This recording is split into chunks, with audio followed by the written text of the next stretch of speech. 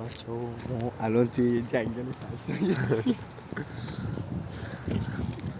ما در حال فرار از زندان هستیم. که جای متروکه‌ای که توی مدرسه‌مون از پارت 2. آجی اون پشت رو دیدی؟ آره من تو پست قبلی گذاشتم دیگه.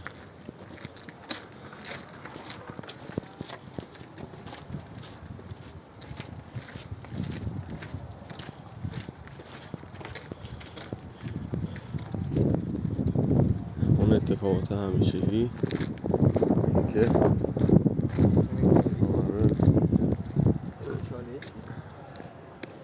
بریم توشو ببینیم.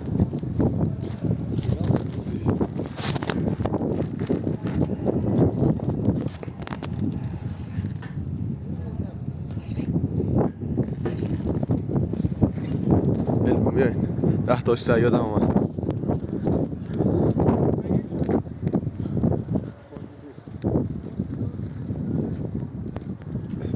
شک نکنین اینجا شبا میان یه نفر میگم.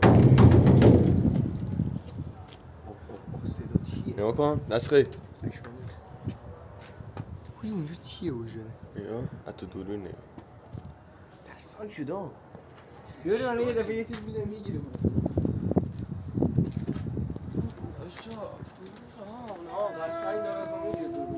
کولر روزی توش پشم چی واقعا حرام. چیه این؟ بچه اینجا کس بکنیم اینجا. سعید برو اینجا دوباره یه چیز کس شیری بیم. اینو ما ویدیو قبلی پیدا کرده بودیم.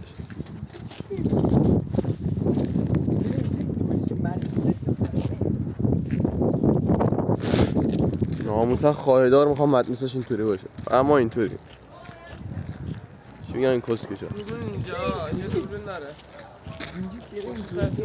میدارم بریم اون خونه ها رو من یه بار دیگه خوشگل بگیرم. من یه بار رفته اونجا کفتر و یوکریم و همه چی اونجا میاد بیرون. اشمام گفته بود آقا هم نگاه کن یه دفعه یه چیز اینطوری آمده بالا سر من. سیاد بیا دیگه بیا بخوایه نکن. دستخیب جان اینجا رو توضیح میده بهمون. دستخیب اینجا رو توضیح بده بهمون داداش. بچه‌ها اینجا قبلا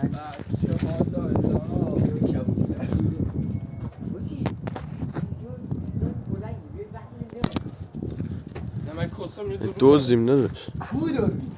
برداریم ببریم مال مدرسه کس چرا آجی دهنتون بیا اینجا بیا اینجا بیا اینجا.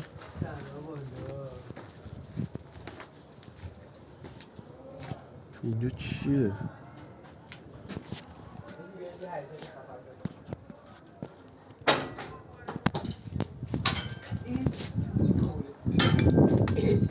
نکن بیا بریم. چی نمیخوره؟ این چیه سایه؟ عیدم بیا اینا رو بذاریم. حاجی این چیه دیگه؟ ملخ کو ملخ؟ ملخ الان ملخ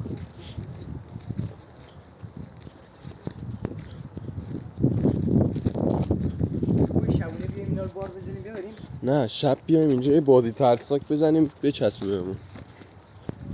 انصاف اینجا چیزی نه بیاریم این پشت دارم اینجا بله بسه آخ کیرم توی خارا ناموسم.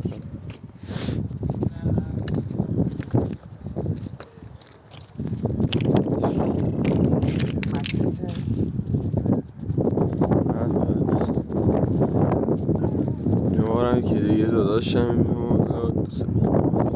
بله یا علی